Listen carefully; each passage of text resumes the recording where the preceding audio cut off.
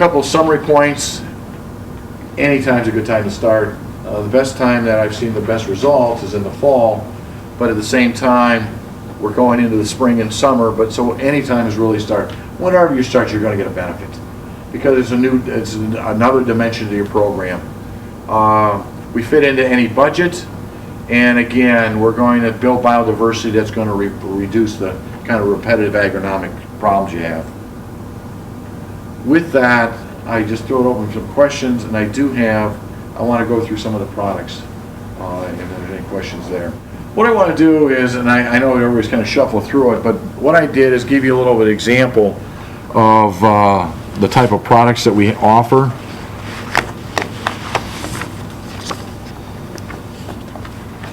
And it was set up, granulars on one side, liquids on the other. So if we start with the granular products, again, these are really, a lot of things I do is more for education. This will give you a pretty good insight on water and nutrient management. So a lot of things I covered is in here or in here. So the first one is, and again, this is representative of my Greens Grade product. This one is a 12-0-12, like the 12-1-12 or the 12-2-12. The thing that makes each of those different is really the 12-0-12 and the 12-1-12 is a 40 SGN product. Matter of fact, like I said, it is small, but it waters right in. So from that standpoint, it's not going to track, won't burn. Actually, you can apply it on the hottest day and not irrigate it in until that evening. But again, in this particular, this is more of a newer sheet, so it's got the TDN value in it. And what I try to do on Greens Grade is, as a certified agronomist, I know the phosphorus tied up with the calcium.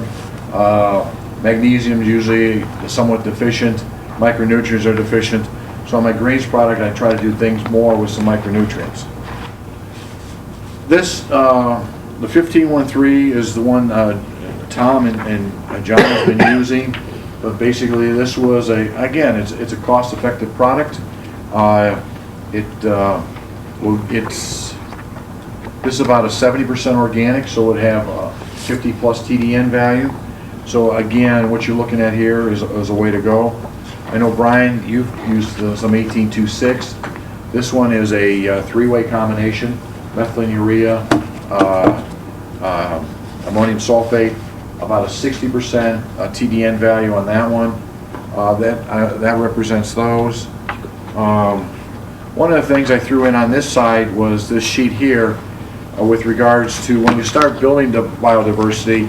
Basically, I had worked with Ridgemore during my NatureSafe days, but at the same time did the same research at Sanctuary, that when you start doing a biofertilizer with your fungicide, you're going to start eliminating what I call some of that quote resistance.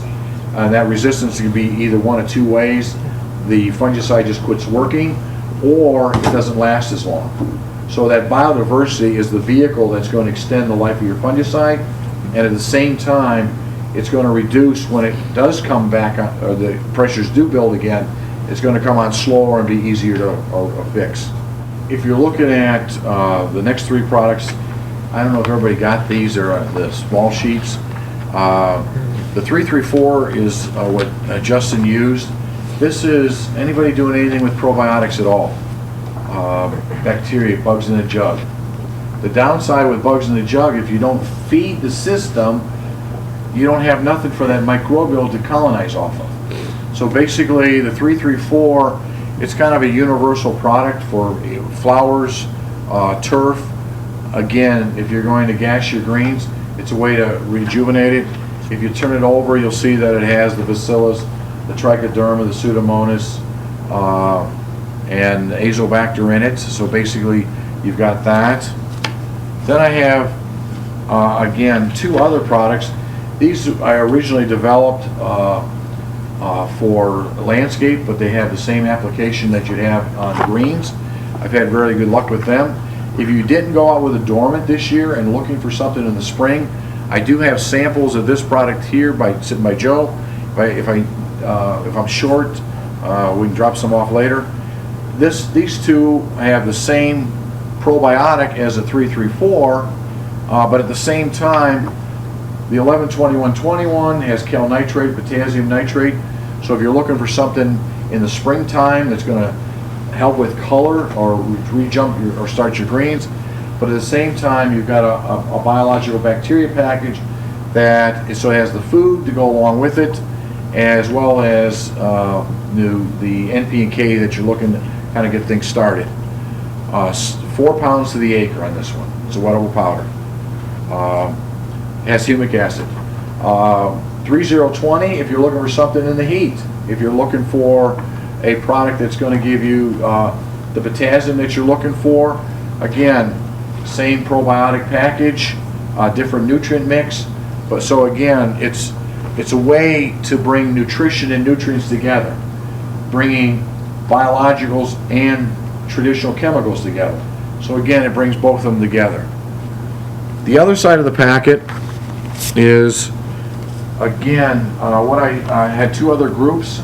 Not a lot more. I have more information on my website. I'm actually going to redevelop some. I'll show it at the golf show this year. This one talks a little bit about all the different bioliquids. One of the things that I do on these products, and again, marry traditional nutrients with a biological aspect. So if you're looking for, and then again, I've got people that do greens teas. I've got clubs that actually do fairways with it as well.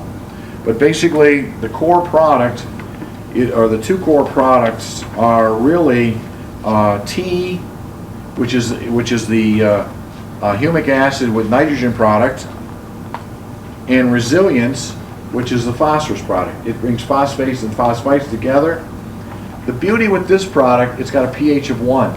So if you're looking for something to put in your spray tank that's going to jumpstart your bacteria again and buffer your tank and drive photosynthesis, that's what this product was really derived from.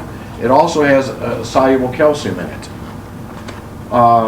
The reason I bring those 2 together, actually I did a project where's it at?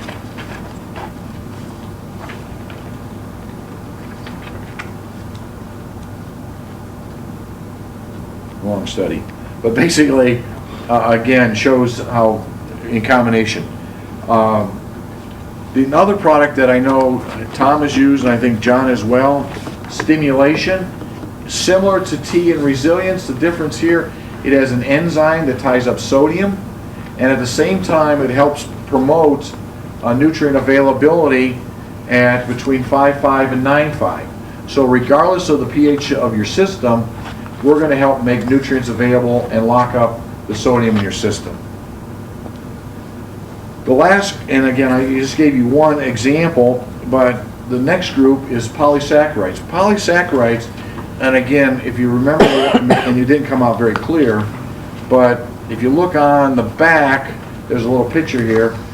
When the grass root starts senescing or getting shorter during the summer months, the reason it's happening is that it's it's breaking down those starches into the polysaccharides and colonizing the bacteria. So basically this becomes a base product. It's root dissolved. It comes from a root. It comes from barley.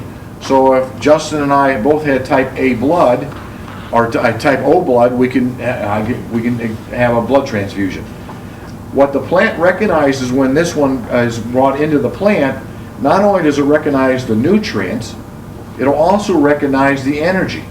So basically, if you've got, anybody here got POA greens? So you're fighting POA and you're getting POA decline, here's an energy product that not only will bring the energy in, but it'll bring in the nutrients in. So basically, we have a group of polysaccharide products that, again, one thing if you learn in turf school, pH affects availability of micronutrients. Acidic or alkaline, it doesn't matter. It's a biological that if your pH is 7.7 or 5.5, it's still going to be available. And the beauty of this, iron, at 8 to 12 ounces the acre. This one happens to be Synergy.